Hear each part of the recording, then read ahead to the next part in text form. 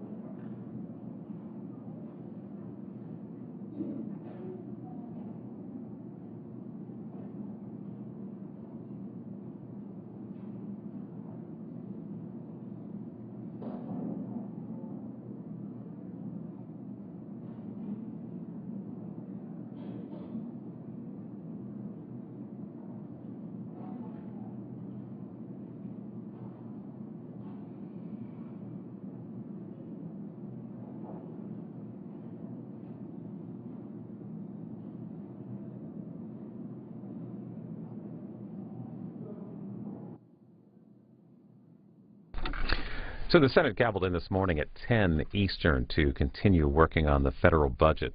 Lawmakers today are debating the House Republican bill that extends funding of the federal government to December 15th, but it also strips out money to maintain the nation's health care law.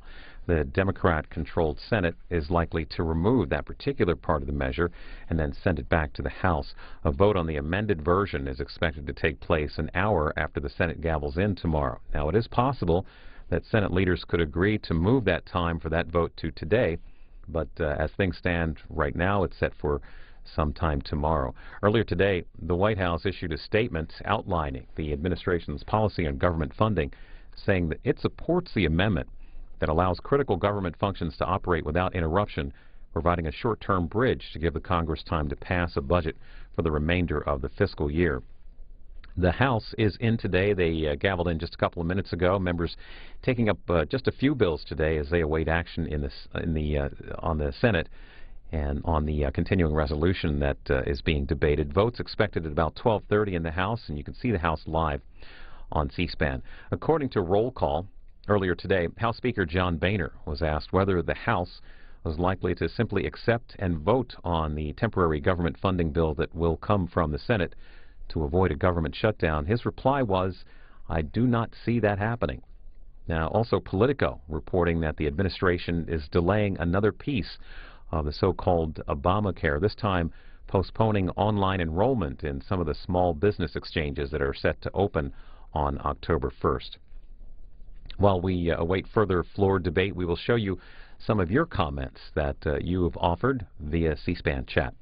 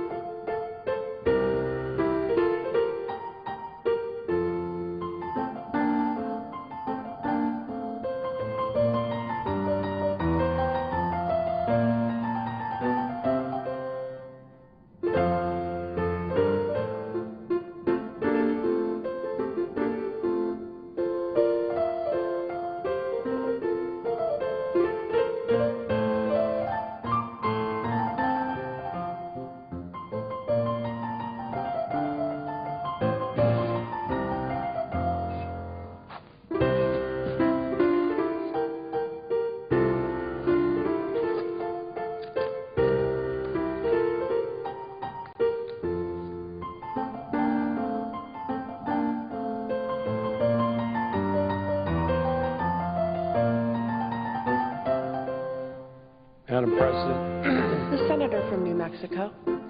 Madam President, I would ask that the quorum call be vitiated. Without objection. Thank you, Madam President.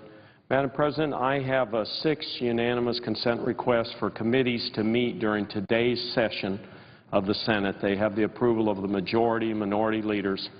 I ask unanimous consent that these requests be agreed to and that these requests be printed in the record. Without objection. Thank you, Madam President. And for this hour of majority time, I ask consent that the following senators have 15 minutes each. Senator Udall of New Mexico, Senator Merkley, Senator Baldwin, and Senator Whitehouse. Without objection. Thank you, Madam President. Madam President, 5 years ago, our economy went off a cliff. We all remember just how bad it was. Wall Street crashed, great industries faced ruin, trillions of dollars in savings of American families gone, wiped out. That was the reality. And it was a nightmare for millions of Americans. They lost their jobs, they lost their homes. So many saw a lifetime's work disappear through no fault of their own. 5 years later, we are slowly making our way back. We've seen 42 months of private sector job growth, but that's 7.5 million jobs. That's a new start for millions of Americans. But as families in New Mexico know, having a job in this economy doesn't mean the struggles are over. We're moving forward, but not fast enough. Too many folks in my state are still looking for jobs, or they're working and still struggling to pay for rent, food, and gas. And they still haven't caught up to where they were before, even though they are working harder than ever. New Mexico's unemployment remains too high. It is at 6.9% and has been stuck around 7% for way too long. We still have a ways to go, so we can't afford any more self-inflicted wounds. No more manufactured crises, no more government dysfunction. Unfortunately, we're seeing that again and again. A minority of radical obstructionists in the House and in the Senate are threatening a government shutdown unless they get their way. They want to repeal the law of the land, even though they lack the votes to do so. They are driving us towards another cliff. They are willing to endanger the full faith and credit of the United States, all for their narrow ideological agenda. And the American people will be the ones who feel the consequences.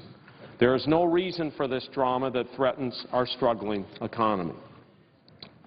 The American people don't want this. From Wall Street to Main Street, most Americans are watching this spectacle with disbelief.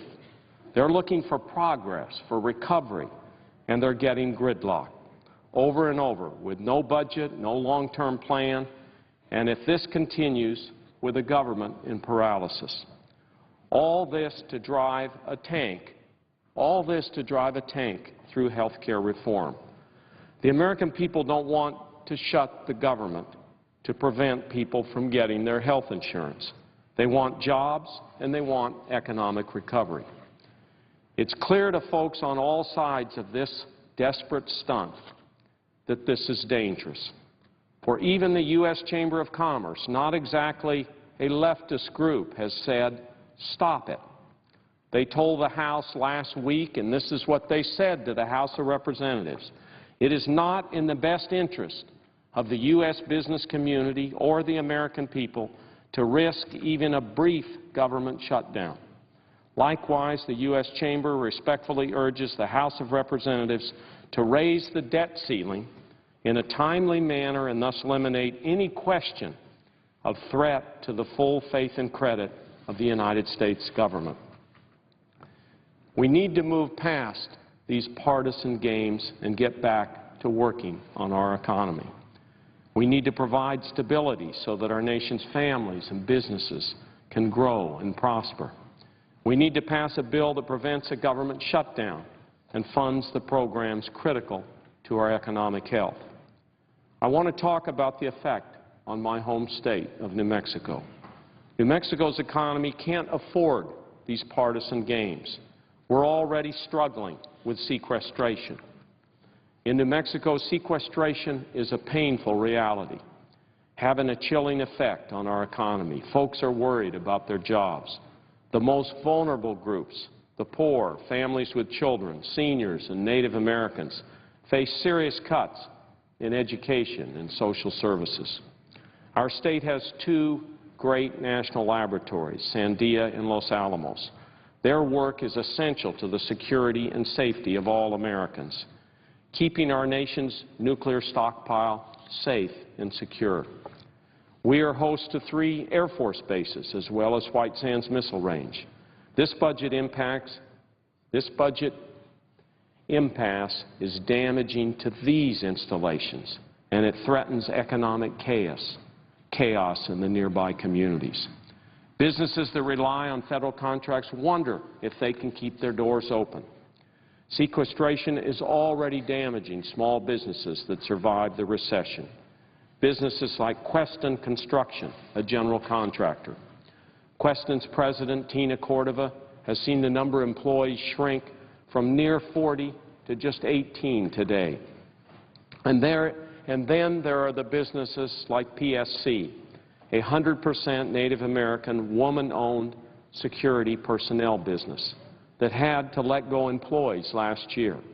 Threatening shutdowns only makes this worse. These partisan games are also hurting the small businesses that depend on tourism. According to the National Park Service, New Mexico's national parks and monuments had 1.5 million visitors last year. We can't afford to close down sites like Bandelier National Monument, Carlsbad Caverns, Chaco Canyon, Tent Rocks National Monument, Bosque del Apache Wildlife Refuge, and a host of other unique and special places. Customers who visit these sites stay in our hotels and eat at our restaurants. Tourism means big dollars for New Mexico and our small businesses, about $5.9 billion in direct spending. But here we are with a House resolution that is playing politics with our economy. This is a dead end. We're on the wrong train, on the wrong track, and going nowhere. Americans understand this, and I think that's why they are so disappointed in us. Our economy can't afford even the threat of government shutdown. Too many businesses and families are still barely making ends meet 5 years after Wall Street crashed. Today's vote is some good news. We are facing obstruction, but we are moving forward. In a bipartisan way, I believe the Senate can do its job. It can pass a bill to fund the government without partisan poison pill amendments. Then it will go back to the House. With little time to spare, we can only hope that the House leaders will come to their senses and allow a bipartisan bill, not a partisan bill, to move forward. But when that happens, if it happens, we have more challenges ahead. The House has drastically underfunded programs that the American people depend on. I just talked a bit about the impact on New Mexico. Now I'd like to talk for a minute as chairman of an appropriations subcommittee. We see the needs out there. We see the need for investments. We can't keep kicking the can down the road hoping that somehow a miracle will happen and our roads and bridges will fix themselves, that our veterans will get the resources they need without funding, that our national labs will be able to take on additional responsibility without additional resources. In the case of my subcommittee, Financial Services and General Government, we're making sure our financial systems are sound so that Americans won't have to worry about a collapse, about losing their retirement or their homes or their life savings. We're making sure we don't need a government bailout again, that we're protecting consumers against fraud. The House bill would put all of those important functions at risk. We can't afford that. The American people can't afford that, and we will continue fighting for a common sense path forward. And one of the areas in my subcommittee is small business. funding the Small Business Administration. If we go into a government shutdown, the Small Business Administration closes down, all those small businesses across America that rely on loans, that rely on advice, that rely on small business development centers aren't going to be able to do that. So taking an idea from the beginning of a business through a business plan, it's going to thwart entrepreneurs and entrepreneurship. We can't afford that. So I would plead with my friends over in the House, when you get our bill, you're going to get it this week or near the end of the week, please think long and hard and pass it, and then let's move forward. Thank you, Madam President, and I note the absence of a quorum. The clerk will call the roll. Mr. Alexander.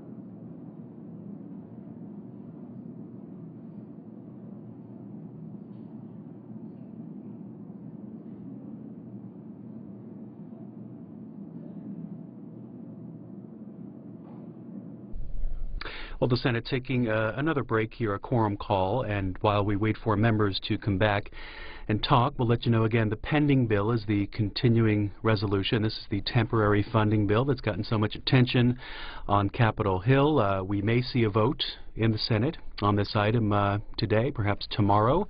Not quite sure yet, but the Republicans over on the House side today met. They had a private meeting and then came out and talked with reporters about the status of negotiations with the Senate and with the White House. Here's a look.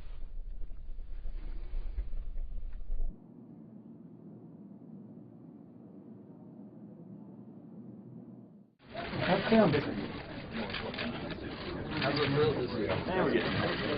thought this was a year. Every year.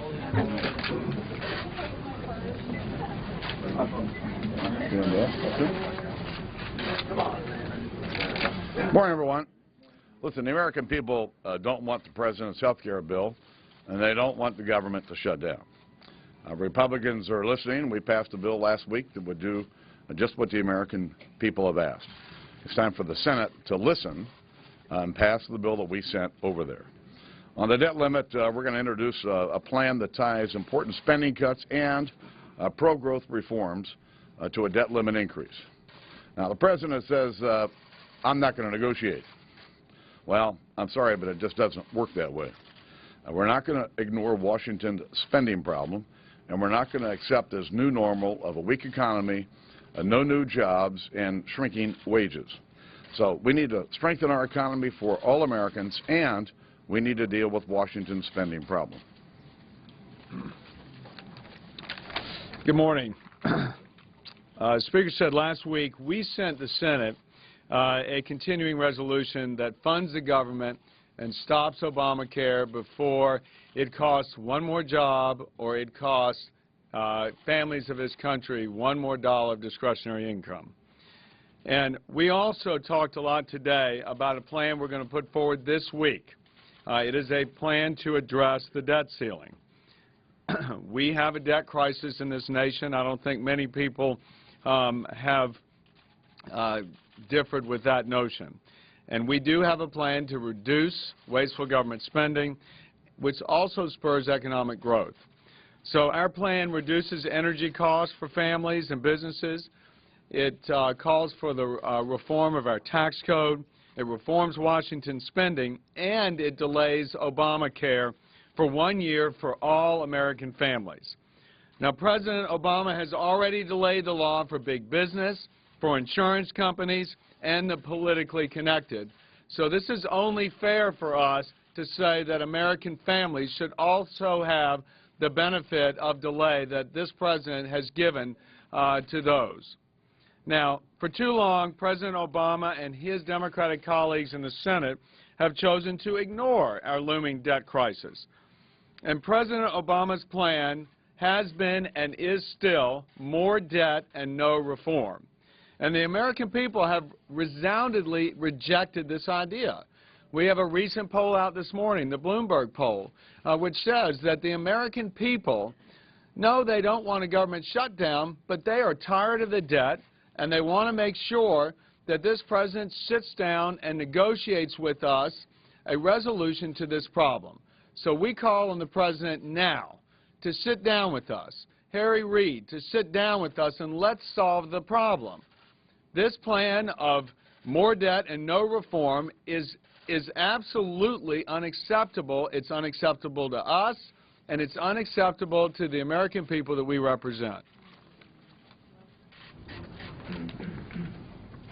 You know, it's kind of interesting. You read the stories of different things that different people do. America realizes that we're in a big crisis.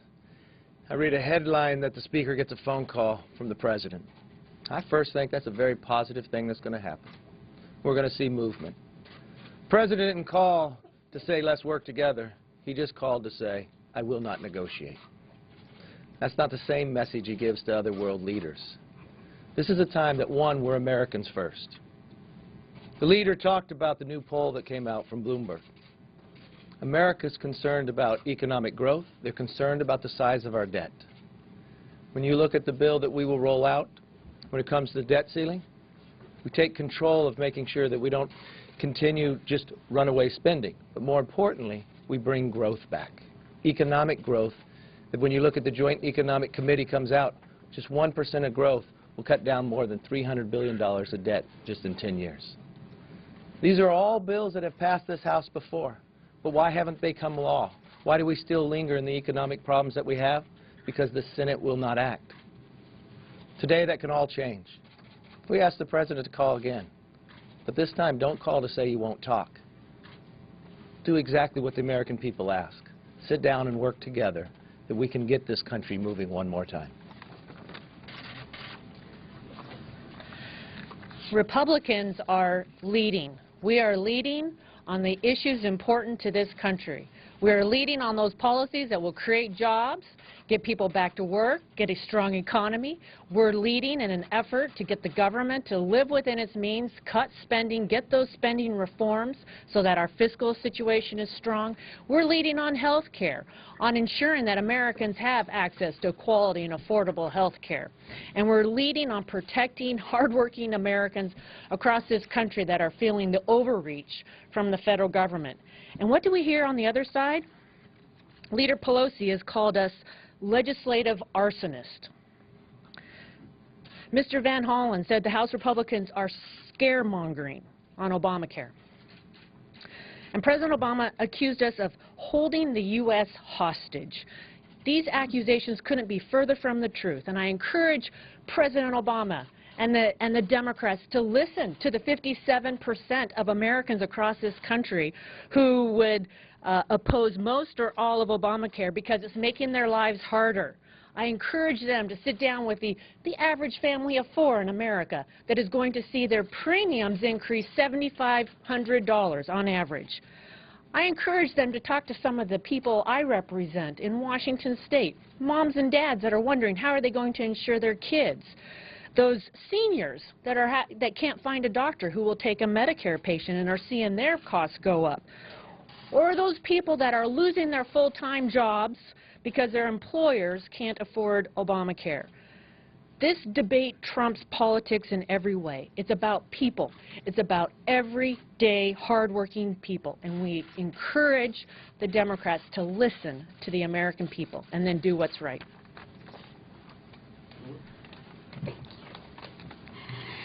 I'm a mom, and moms have to be really good at multitasking and making sure everyone's happy, everyone's heard and gets along, and to solve life's problems. That's the only way you can do it to avoid mass chaos in a home. And it's not easy, and this job that I'm doing today isn't easy either. I didn't come here to shut things down. I came here to get things done. And I don't want the President's health care law for my family, my mom, my kids.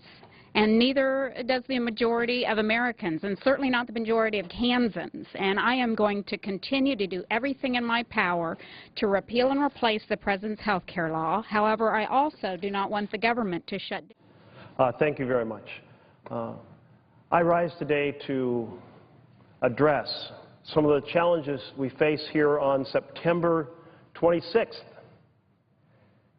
Now, the significance of that date is it's only 4 days before September 30th, the close of the financial year, and October 1st, the following day, the start of a new financial year.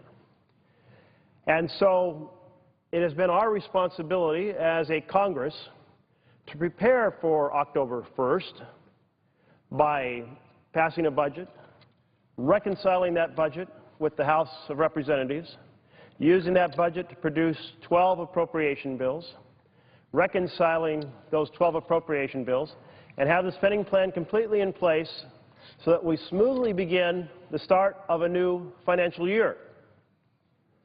No crises, just adults working out a spending plan for the next 12 months on time. Well, I'd like to say that's where we are today. But instead, as I stand here on the floor of the U.S. Senate, we are only 5 days away from a shutdown of the U.S. government, a shutdown because that spending plan has not been put together. Now, for many Americans who have been following the challenges of the last couple of years, this will sound a little bit like deja vu all over again, to quote Yogi Berra, because we've been here before. We've been to a crisis before. Indeed, it was April 2011 when we had a near government shutdown, and it had a huge impact on job creation, and it had a big impact on the stock market. In other words, it wounded our economy at a time when Americans want us to build a strong foundation for a better economy, to create jobs for the middle class, put people back to work, to get momentum built up, to put American families in a better place. But instead, we have this manufactured crisis in April 2011, courtesy of my colleagues, who felt more about exercising partisan warfare than caring about the success of our middle-class families. And quite simply, that's just wrong. And then it was just months later, in July 2011, that we had a debt ceiling crisis. Well, this is quite interesting, because the debt ceiling is simply a term for paying the bills we've already incurred. Now, President Reagan had something to say about this.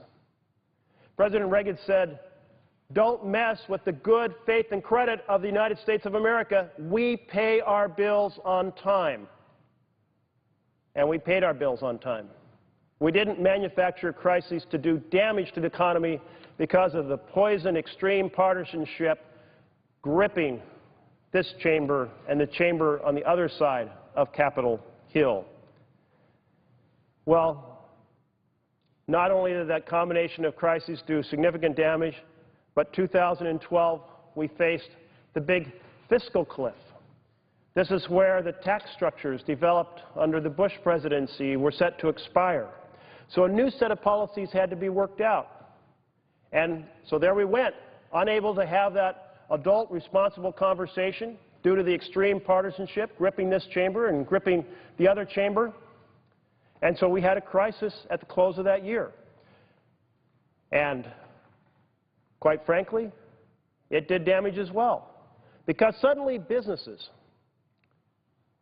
are looking out and seeing not only did we have the recession, the Great Recession of 2008, as a result of out-of-control failures in regulation that allowed predatory mortgages and predatory securities, securities that melted down and took the large part of America's financial world with them. Not only did we have that, but now we have this follow-on inability to have reasonable, thoughtful, common-sense budget plans in place to take us forward.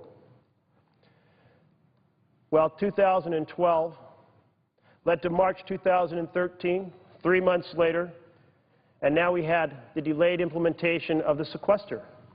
Now, the sequester comes from the Budget Control Act, an act that I voted against because members on both sides of the aisle described it as dumb and dumber. So dumb, we won't let it happen. I thought it was so dumb it should never be written into law, and so I voted against it. But I was on the losing side of that battle. And so this diabolical financial plan has exploded onto the American scene in March 2013, creating a significant problem for the American economy, significant damage to the American economy. And so here we are 6 months later, unable to complete our budget and our appropriation bills for the coming financial year. So, as a pattern, we see ourselves lurching from crisis to crisis, manufactured crises from poisonous partisanship, rather than working together to address the challenges of working families and the middle class. And the American people are quite tired of it. That's why they rate the quality of work that we're doing so low. That's why they rate Congress so low. You know, there was a time, not so long ago, that it was a very different story. When I was growing up, the story about Congress was we had a Great Depression, and we came together as a nation and recognized many of the problems that contributed to that. Those problems included letting banks stop doing loans and start gambling on risky ventures, and we stopped that. We put in Glass-Steagall. It included having mortgages that were balloon mortgages that could be called at any time, which meant that you had to be able to return to the mortgage market to get a replacement loan. But that created a crisis for a family if there was a crisis in which the loan was called and you couldn't actually go get another loan. So we fixed that. We created fully amortizing long-term mortgages with no balloon payments, and we got rid of that callable feature. We created the Securities Exchange Commission to take on the predatory scams and practices of Wall Street so people could have faith in investing. And with faith in investing, it meant you had the capital to fuel a strong comeback. We created the Federal Deposit Insurance Corporation so people could trust putting their money in banks, knowing that the bank wouldn't collapse and take their money with them. We did all these things as a Congress coming together to respond to a great national problem. Oh, sure, there was some partisanship, some disagreement between the parties, but there was a deeper understanding that we as Americans must work together as Americans, including on the floor of this House, to the greater benefit of our American families. And that's apparently been lost. Been lost not just in these last few days, but these last few years.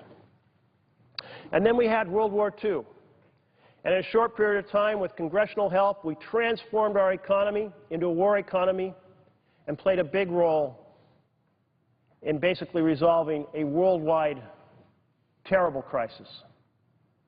And then, after World War II, we rebuilt through our loan programs and our trade relationships much of the world economy, and we rebuilt our own economy, creating the largest middle class the world has ever known.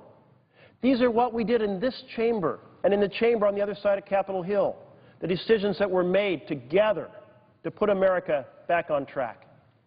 But today, we don't have legislators thinking about the health of America. They're thinking about the next election. They're thinking about their own election. They're thinking about how to undermine our president. And he's our president. He's America's president. He's not the Democrats' president or the Republicans' president. He's our president.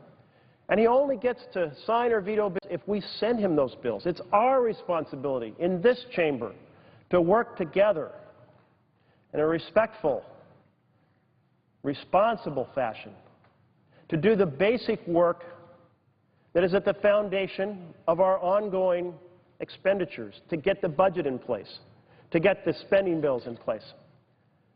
The story of this year is really one that belongs in a fiction novel, because here we go. The U.S. Senate passed a budget. The U.S. House passed a budget. So immediately, next day, the conference committee should begin.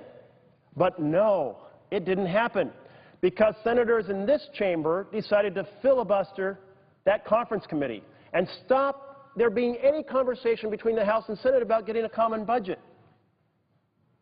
This is really akin to burning down the House, blocking the House and the Senate. And by the House, I mean a House that encompasses this whole legislative process. It's like lighting a bomb and letting it blow it up. Don't let the budget process proceed. Don't let there be a conference committee. Completely irresponsible. Should be a sign worn on every legislator who has blocked there being a conference committee on the budget. Because without a budget, you can't get common appropriation bills, because they're based on different numbers. Well, let's look about the appropriations process. There are essentially 12 spending bills called appropriation bills. And if we look at the period from 1988 through 2001, that 13-year period, we passed the vast bulk of appropriation bills every year through this chamber before the next fiscal year started. The vast bulk. Some years we got everyone done, some years most of them done. But the process worked. And now let's come to the modern era. 2008, zero appropriation bills passed through here. 2009, we actually got half of them done, 6. 2010, 0. 2011, 1. 2012, 0. This year, 2013, 0. Any school child in America grading the Senate on their success in getting the spending bills in place would give us an F. An F for failure, because we can't come together as responsible parties and have a debate on this floor, adopt amendments, and have an up or down vote. Well, I can tell you this does enormous damage in multiple ways. The first source of damage is that we end up with late-night emergency continuing resolutions, and when you have a continuing resolution, it means you keep doing the things you did before, whether they made sense or not. So for every person who believes we should spend a dollar wisely, and I certainly do, then we should take advantage of a year's worth of conversations and testimony about what's not working, and we should end those programs, not keep continuing them.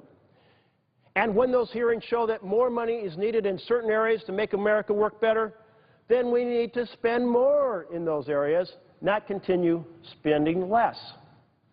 So this effort to blockade the budget process is a determination to continue government waste and inefficiency. So I propose that the senators who are blocking the Budget Committee from even getting a number and blocking the spending bills should come to this floor and say, yes, I'm for government waste, because that's what they're doing. They are wasting the taxpayers' dollars. They are investing in inefficiency. Meanwhile, businesses across America are looking at these set of crises: April 2011, July 2011, December 2012, March 2013, September 2013. And they're going, we're not reinvesting in America until this chamber and the other chamber on Capitol Hill get their act together. So we're not lurching from crisis to crisis, doing great damage to the economy. They know they can't sell their wares unless there's a middle class ready to buy them. And there can't be a middle class if there aren't jobs, and there can't be jobs if we're lurching from crisis to crisis. And the end is not in sight. We have colleagues in this chamber right now planning to have another crisis over the next debt ceiling, the responsibility to pay the bills that you've already incurred. We have members who are not remembering that President Reagan said, do not mess with the good faith and credit of the United States of America. They want to mess with the good faith and credit of the United States of America, which increases interest rates, which puts an essential tax on all Americans. So the fact that we don't have momentum of the amount we would want in the economy is a result of this deliberate determination to force us to lurch from crisis to crisis. Our families, our middle-class families, they're worried about a lot of things. They are deeply concerned about the cost of college. They are deeply concerned about living wage jobs. They are deeply concerned about funding for K-12. They're concerned about things that affect the real quality of life and the success of our families in every way. And they wonder, why is it that we're lurching from manufactured crisis to manufactured crisis rather than getting a spending plan in place and doing more of the things that make sense. Senator's time has expired. Thank you, Mr. Chair. I ask for permission to speak for an additional minute. Without objection. Thank you. I want to wrap up by saying this. Anywhere you look in America, you see problems for public safety, for public education, for college education, for living wage jobs. These are the pillars of the success of the middle class. Let us focus on those problems and do right by the American people and quit the irresponsibility and self-manufactured damage that is happening here on Capitol Hill. Thank you very much, Mr. President. I look forward to the remarks of my colleague, Senator Baldwin. Mr. President. Ms. Senator from Wisconsin. Mr. President, I have come to the floor today to stand up and speak out about the divisive and irresponsible path down which some members of Congress wish to take our country. Last week, my former Republican colleagues in the House of Representatives continued to put their own personal, partisan politics ahead of progress for the American people. Some of my colleagues on the other side of the aisle here in the U.S. Senate have voiced support for a responsible approach and rejected this path. For that, I applaud their independence. But some here in the Senate are committed to playing the same political games offered by the House. And here are the rules of the games that they are playing. Crisis to crisis governing, uncertainty for our economy, and for families and businesses, economic insecurity. Instead of working together across the party aisle to create jobs and move our economy forward, a minority of extremists are intent on threatening our economic recovery with brinksmanship meant to appeal to a narrow political interests, namely their own. Instead of working together to pass a responsible budget that invests in the middle class, this political game calls for locking in the sequester cuts and putting up a roadblock to economic growth. Instead of working together to do what's best for middle-class families, moving health care reform forward, this political game of drama and division insists on shutting down the government unless health care is repealed for millions of Americans. And instead of working together to do what's best for businesses and the economy, they are creating yet another manufactured crisis that threatens the full faith and credit of America with a government default, knowing full well that would hurt economic growth and the families and businesses who are working so hard to move our recovery forward. Let's be clear about how they would like to see their game end. According to independent economists, the damaging cuts from the sequester are slowing down the economy and killing jobs. Locking in these devastating sequester cuts would gut investments in economic development, innovation, and education. The House Republican budget would cut the National Institutes of Health by $8 billion compared to the Senate budget. This would cost 25,000 jobs, compromising the next generation of research in our country and holding back the development of treatments for cancer, diabetes, Alzheimer's, and other chronic diseases. Repealing the Affordable Care Act would mean that children with pre-existing conditions can be denied health care by insurance companies. Repealing America's new health law would mean that many young people would not have health insurance coverage because they can no longer stay on their parents' health insurance until they're 26 years old. Repealing Obamacare would mean that women will no longer have free preventative health care, and we will go back to the day when women can be charged more than men for their health coverage. They will shut down the government unless we agree to increase the out-of-pocket costs for seniors on their prescription drugs and deny them wellness programs. They are threatening a government default, which would weaken our economy when we should be doing everything we can to strengthen it.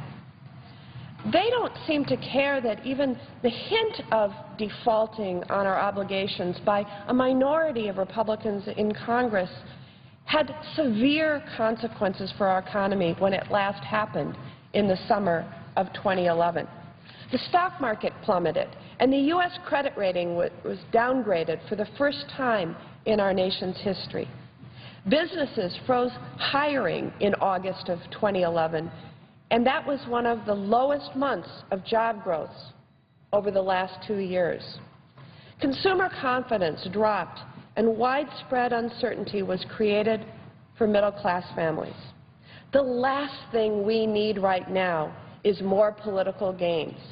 The last thing we need right now is to create another self-inflicted economic wound in Washington that will hurt middle-class families, small businesses, those that are working so hard to get ahead. We need to create jobs. We need to invest in the middle class and build an economy that produces shared prosperity.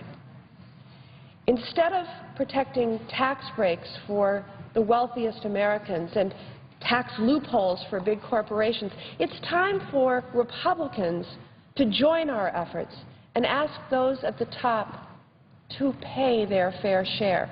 And it's time for Republicans to join our efforts to continue making smart spending cuts that reduce the deficit without shortchanging our future. And it's time for Republicans to join with us in passing a responsible budget that strengthens the middle class while also giving American businesses the certainty they need to grow our economy. And it's time to break this destructive pattern of bringing the country to the brink and instead return to making Washington work for the American people.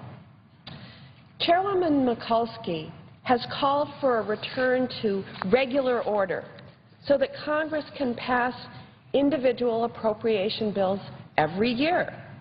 And she is 100% correct.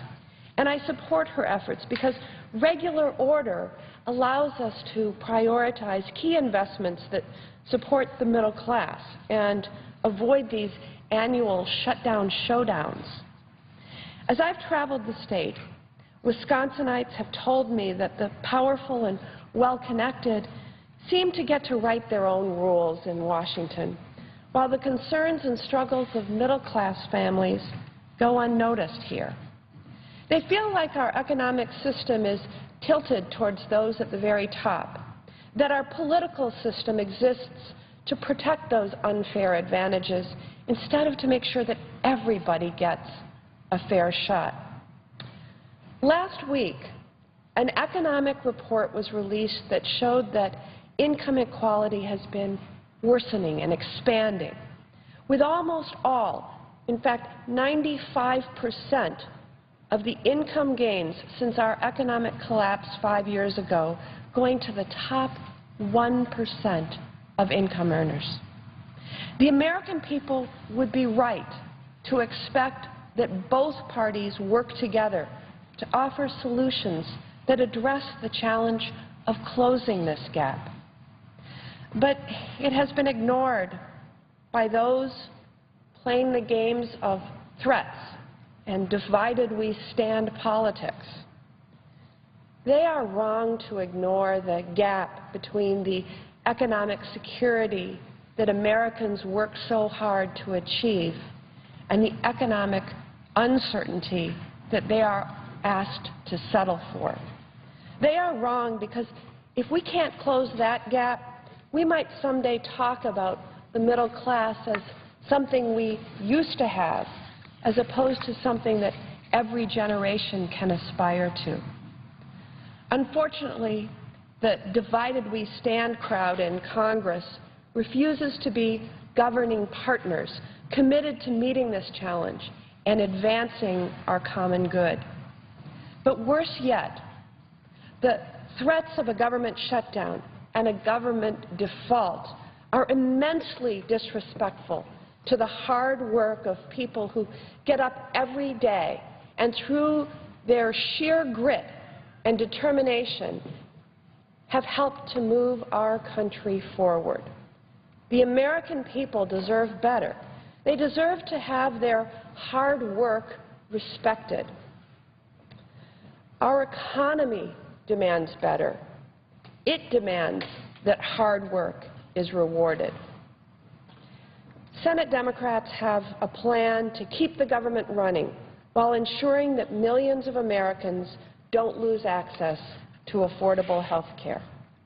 Republicans should join us so that we end this shutdown crisis and the irresponsible political game of division. It's my hope that those who choose divisive politics over progress for America's economy reconsider and begin to join us on this bill and work with us to once and for all, end the drift from one crisis to the next. This is not a political game, and those who continue to play these games need to stop and get to work with us to move our economy forward. Mr. President, I yield back. The Senator from Rhode Island.